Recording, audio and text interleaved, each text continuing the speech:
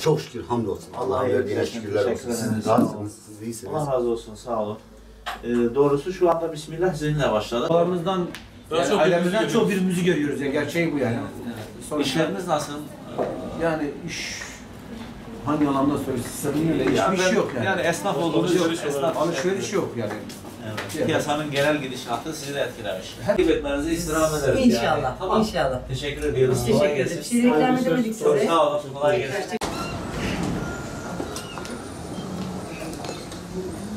Bugün yeniden Bismillah dedik.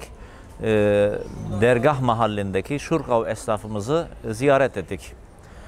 Tabii esnafı ziyaret ederken dikkatimizi çeken bizden başka milletin o an bu çarşıda olmamasıydı. Hemen her esnafın işlerinin durgunluğundan bahsettiğine şahitlik yaptık. Tabii burası aynı zamanda hediyelik eşya ile bilinen bir mekan. Daha fazla turlar geliyor. Turlar cumartesi pazarı tercih ediyor.